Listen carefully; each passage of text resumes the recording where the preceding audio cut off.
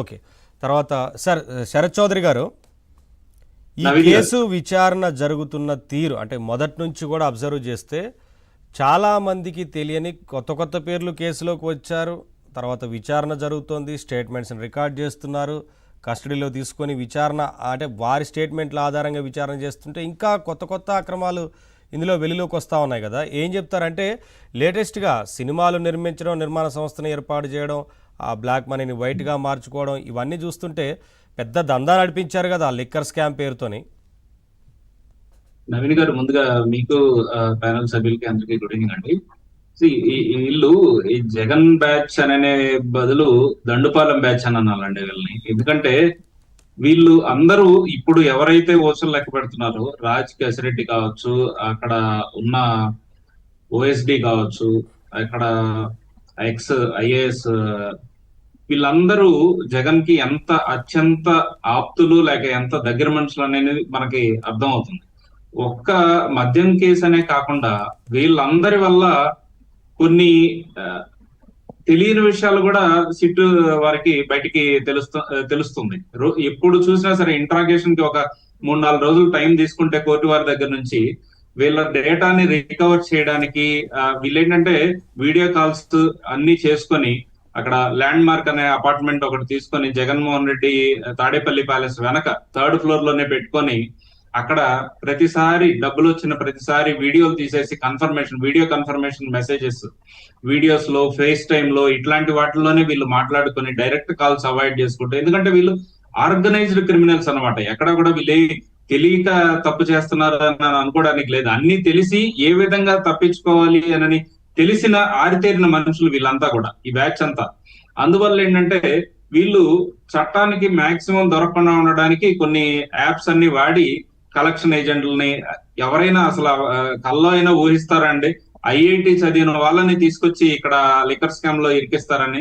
చంద్రబాబు నాయుడు గారు, పవన్ కళ్యాణ్ గారు ఉద్యోగాలు ఏ విధంగా చేపించాలి, ఉద్యోగాలు ఏ విధంగా కల్పించాలి అని తాపత్రయపడుతూ ఉంటే ఐఐటి అట్లాగా చదువుకున్న వాళ్ళను కూడా తీసుకొచ్చి ఈ స్కామ్ లో ఇరికించాడంటే జగన్మోహన్ రెడ్డి మనస్తత్వం ఏ విధంగా ఉంది, అతను ఏ విధంగా పరిపాలనకి అర్హుడు అనేది జనాల మొత్తానికి తెలిసిపోయింది. ప్రపంచంలో ఈ కేసుని, ఈడీ కేసు, ఇది మద్యం కేసు ఏదైతే ఉందో ఈ కేసుని ఒక కేస్ స్టడీ లాగా తీసుకునే రోజులు కూడా రాబోతున్నాయి తొందరలో. ఎందుకంటే అన్ని కొత్త పథక రూపాలు పెట్టుకొని ఒక్కొక్కరు ఒక్కొక్క విధంగా, ఏ విధంగా అయితే ఇప్పుడు ఒక 7 లేయర్ సిస్టమ్ ఒకటి ఏర్పాటు చేసుకొని పైన వాళ్ళకి కింద ఏం జరుగుతుందో తెలీదు, ఒకరికొకరికి సంబంధం లేకుండా వీటన్నిటిని మళ్ళీ డబ్బుల్ని బ్లాక్ ని వైట్ చేయడానికి పలు విధాలుగా నిజంగా మీరు అన్నట్లుగా ఒక పెద్ద మాఫియా టైప్ లో నడిపించారు.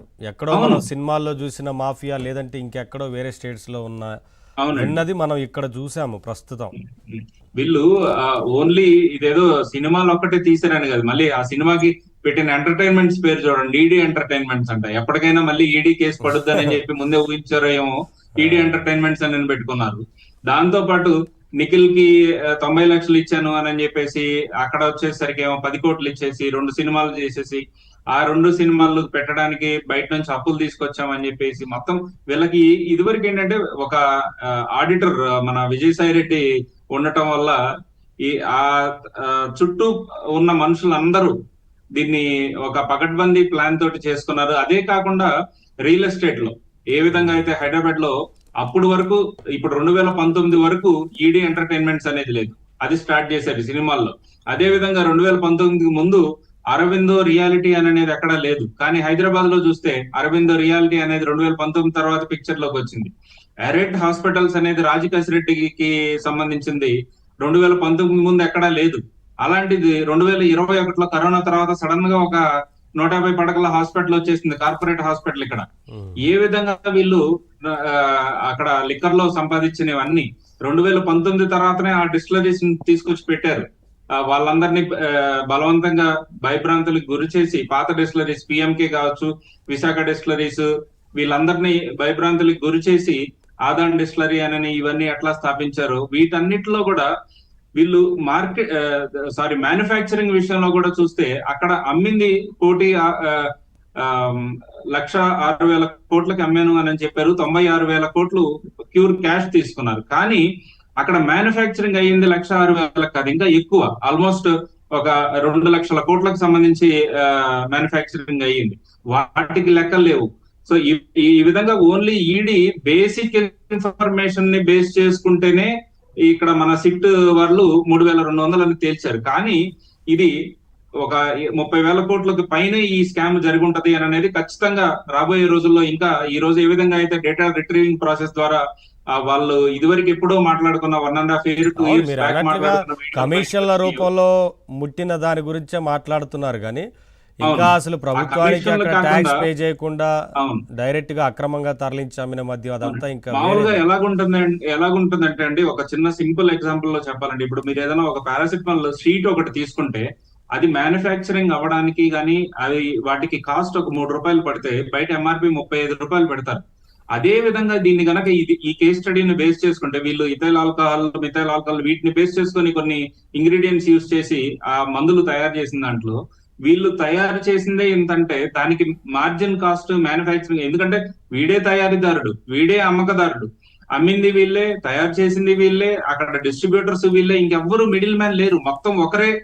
ఆ అక్కడ మళ్ళీ దాన్ని ఎవరు, లిక్కర్ కి సంబంధించిన మంత్రి గాని ఎవరు ఇన్వాల్వ్మెంట్ లేకుండా వీళ్ళు సంబంధం లేని వాళ్ళు 4-5 వచ్చి 2 విల్లాల్లో కూర్చొని అక్కడ హైదరాబాద్ లో ఒక మీటింగ్, విజయవాడలో ఒక మీటింగ్ చేసుకొని ఈ విధంగా ఈ స్కామ్ మొత్తాన్ని పకడ్బందీగా చేశారు. బట్ ఎట్టి పరిస్థితుల్లో సిట్ గానీ ప్రస్తుతం ఉన్న కుటుంబ ప్రభుత్వం గానీ చాలా సీరియస్ గా ఉంది వీటి మీద. యా, మీరు అండ్ అన్నట్లుగా సరే ఖచ్చితంగా అన్ని బయటకు వస్తాయి. ఎంత పగడ్బందీగా చేసినా ఆధారాలు అయితే సేకరిస్తోంది సిట్. ఇప్పటికే చాలా క్లియర్ గా విచారణ అయితే జరుగుతా ఉంది. టెక్నికల్ ఆధారాలు ఉన్నాయి, వాళ్ళ గూగుల్ టేక్అవుట్స్ ఉన్నాయి, ప్రతిదీ. వీళ్ళు వీడియోస్ తీసుకున్న వాళ్ళు అదే లొకేషన్ లో ఉన్నారా లేరా, ఎవరితోటి మాట్లాడారు, ఆ మాట్లాడిన క్లియర్ గా సరిపోల్చుకున్నాకే అంటే అది అన్ని ఆధారాలు సేకరించారనేది టెక్నికల్ గా మొత్తం ఉన్నాయనేది కనిపిస్తా ఉంది. దుర్గా గారు ఏం చెప్తారు? ఇంత పక్కా ఎవిడెన్స్ తోనే సిట్ విచారణ జరుగుతోంది కదా, ఒకవైపున టెక్నికల్ ఎవిడెన్స్ సేకరించారు, ఫోరెన్సిక్ ల్యాబ్ పంపించారు, రకరకాలుగా విచారణ అయితే జరుగుతూ ఉంది. ఏం చెప్తారు?